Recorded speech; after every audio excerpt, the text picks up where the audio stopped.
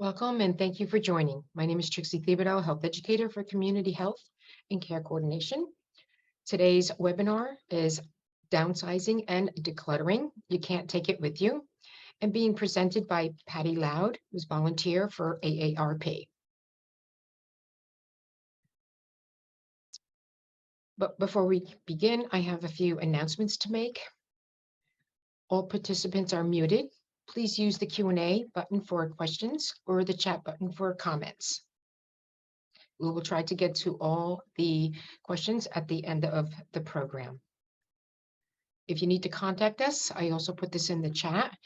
You can communityhealth@atlantichealth.org, or you can give us a call at 1-844-472-8499.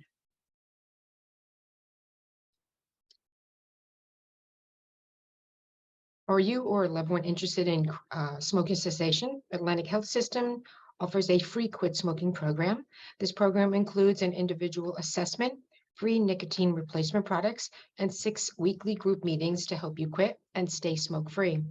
There are multiple dates and times available, with groups available in person or virtually. For more information about these groups and other resources, for additional dates and times, please call 844-472-8499. Okay.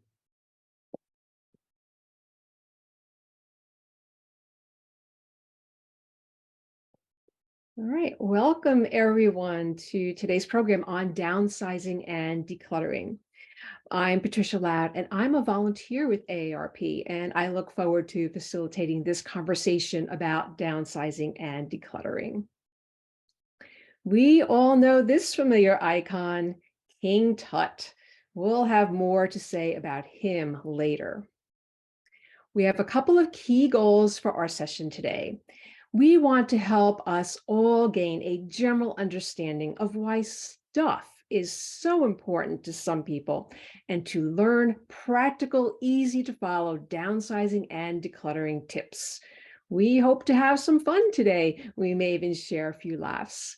Today, we're in webinar mode. That means that you can see and hear me, but I cannot see and hear you. If you'd like to ask a question, you can use the Q&A box on your screen, and to share, feel free to open up the chat box on your screen. And remember, this is a judgment-free zone. 2011 marked the beginning of a large age wave, with over 10,000 people turning 65 every day in the US for the next 20 years. 15% of America is over 65 right now. And in 40 years, 33% of America will be over 65. This will be the largest, most powerful buying group in America.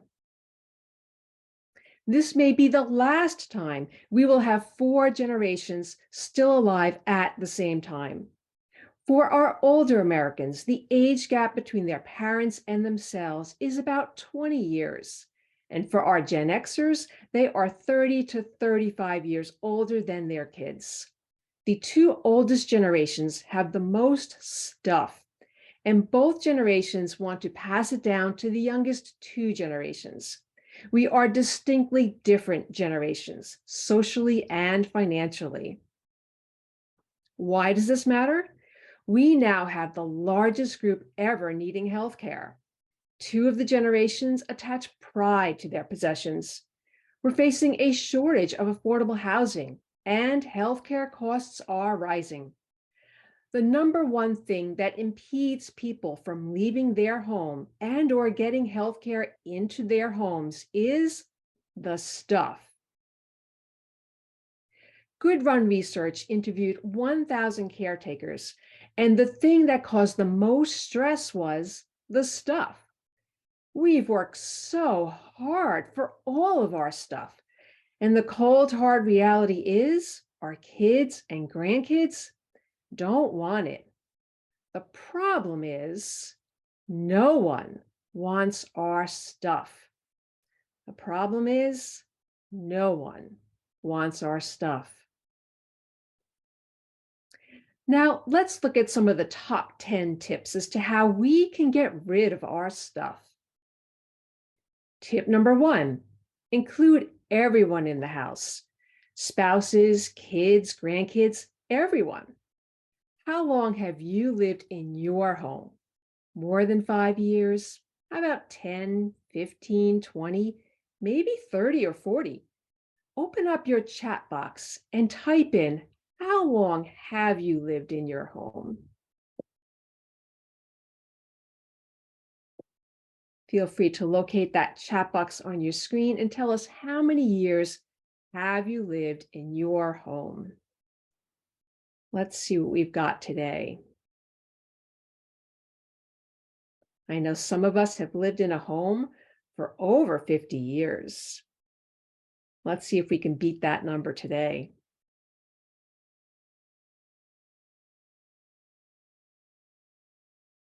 With all of the time that we've lived in our homes, 20, 30, 40, even 50 or more years, do you think we can downsize and declutter by ourselves in one weekend? We need help getting this task done, even if you prefer to do it by yourself. It's important to include everyone in the home. It's important to not exclude your spouse just because you think they won't want to help. Give everyone, including the grandkids, a chance to help. I'm getting a message, Trixie, that the chat is disabled. Could you please open up the chat so people can type in? Okay, I don't.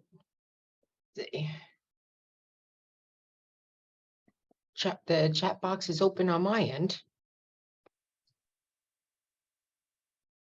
And can everyone, I don't know, hopefully everyone can see the messages that I put in the chat. I believe they can read the chat, but they're not able to type into the chat. So if you can No, enable that for them, that would be great. Because yeah, I'm seeing on some of the numbers coming in as questions. I'm seeing someone typing in 51 years and 24 years, and it looks like we're using the Q&A box because the chat is yeah, disabled. I will have to find out. I apologize to everyone why the chat box isn't open for them. It's open for me, but if you want, put it in the Q&A. I do apologize. All right. Let's continue while Trixie works on that for us. All right, so we're going to give everyone a chance to help clean up our house. Here's tip number 2, the 10-minute sweep. This is the best way to clean a room. Instead of looking at the room as a whole, look at small 2-foot by 2-foot areas. You can compare this to losing 50 pounds. If you try to do it in a week, it doesn't work. But if you focus on 1 pound at a time, it works. So have everyone in the family pick a 2-foot by 2-foot area and everyone cleans for 10 minutes. Not more than 10 minutes, not less than 10 minutes. Try it at night, 10 minutes before your favorite TV show comes on. Stay consistent 5 nights a week, every week, and you will see that your home will start to look clean after just a few weeks. Can you spare 10 minutes out of your day? If our chat is open, just feel free to type a yes into that chat if you can spend 10 minutes today on this important activity. Tip number 3, unpack bags. What's the proper way to unpack a bag after vacation? Or should I say, when is the proper time to unpack? Is our chat open yet? I'd like to see your thoughts on this. Remember, this is a judgment-free zone. I often hear 2 answers to this question. The first answer is immediately when you get home. The second answer is right before my next trip. The same holds true for grocery bags. When you get home, it's important to unpack them immediately. Don't put that bag down. If you put it down, it won't get put away. Always unpack the bag immediately. Tip number 4, every item has a home. Don't let stuff you bring home stack up. Put everything where it's supposed to go. Groceries go in the kitchen. Tools go in the garage. Clothes go in the closet, which brings us to another rule: equal in, equal out. Equal in, equal out means when you bring something new into a home, something of the same size comes out. Just because an item is on sale doesn't mean the home gets bigger. Tip number 5, the 4-pile sort. When sorting your items, break this into 4 piles: keep, sell, donate, and trash.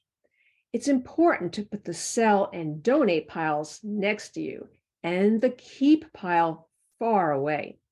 It's amazing to see how much you don't keep if you have to walk all the way across the room to keep it. Tip number 6, distribute legacy items now. Distributing legacy items now means you no longer tell a loved one you will give them something when you are gone. So many times we hear people say they want to wait to give something away to their children when they pass. The reality is, you should give it to them now.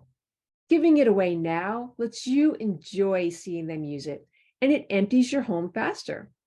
Make sure you really want to get rid of it now, and if you don't, then stop saying you will. Don't be surprised by the results. Lots of times we see people say they're going to give the piano away when they die. And when we push giving away the legacy item now, they decide not to give it.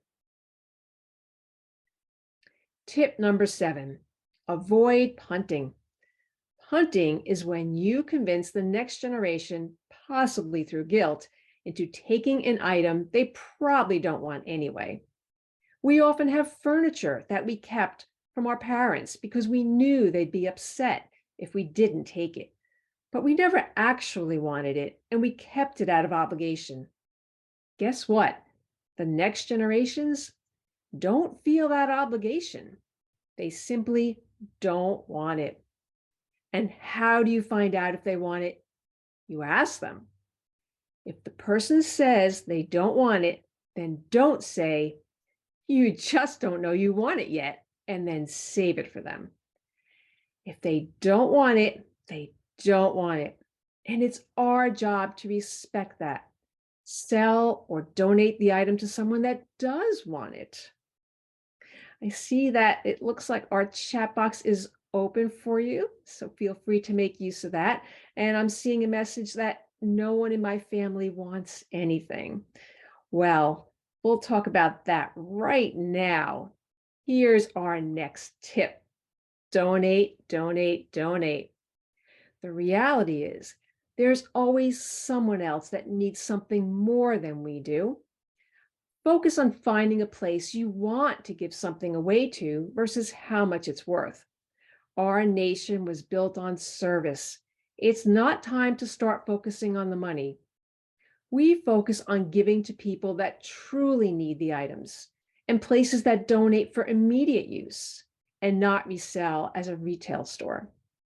The most common question I get on this presentation is, where can I donate my stuff? Examples of organizations that take donations include Dress for Success for clothes, Souls for Souls for shoes, Tech for Troops for electronics, and Catholic Charities or women's shelters for many items. I'll repeat that. Dress for Success for clothes, Souls for Souls for shoes, Tech for Troops for electronics, and Catholic Charities or women's shelters. Stay away from resellers. Feel free to type into the chat the names of other organizations that you know that accept donations. Tip number 9, be realistic. Let's talk about clothing for a moment. We often aren't very realistic about our items. This is a picture of an adult man's closet. To the left here are his size 28 pants.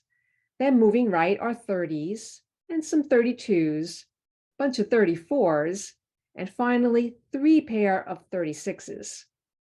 There are 20 pair of pants here, and he admits only 3 fit him. Why are we holding on to them? because we think we will get back into them. For many, the reality is we may not.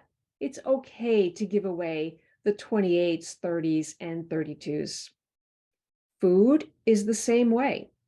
Those dates that say it's expired, those are real. Why do we hold on to food? Because our parents told us about real hunger during the Depression. Here's a helpful hint. Food dating started in 1984. If there isn't a date on the food, it's almost 40 years old. Now that's expired. Here's another hint. If you've moved twice and took the food with you both times, it's probably expired. What's the oldest food item that you found in your kitchen cabinet? Type that into the chat. And remember, this is a judgment-free zone. We save the best for last. Paper. Tip number 10, pare down paper and photos. This includes mail, old documents, bills, and photos. Paper is the hardest because it represents potential contacts, potential lost friendships, potential dates, potential phone numbers, potential money, potential memories. It's all about potential. We naturally don't want to lose those things, so we hold on to paper. We recommend shredding all mail if you have a shredder. If you do not have a shredder, we recommend putting a cardboard box in the trunk of your car for storage and sorting mail at the source. Take it out of the mailbox and rip it up into small pieces in the box in the trunk of your car. This way, when it's full, you drive it to a free shredding place and they take the box for shredding. If you put the box on the floor or inside, it may never get taken to a shredder. Pictures are the other big part. You simply don't have to save all the pictures. Here's a helpful hint. If you don't know the name of all the people in the picture, then you don't have to keep it. The best tip we have is keep 100 or so pictures that you like and write out the name and the stories attached to the people in the stories. At the end of the day, this isn't about the pictures. It's about the people and the emotions behind the stories. You are most likely the only person who does know the people in the pictures, so it's your job to write those down. The one thing the family does care about is the stories. You might keep 100 pictures in a few gallon-size slide lock bags, write the stories on each of the pictures, and consider getting rid of the rest. The main thing you should remember is that this is about stories, emotions, and people, not stuff. So celebrate the stories. Get rid of the stuff. If you remember at the start of the presentation, there was a picture of one person that did take his stuff with him. King Tut. The photo on the left is what was found in his tomb or his garage. But he really couldn't take it with him, and neither can we. We hope you stay connected with AARP. We have many other learning opportunities that you may be interested in.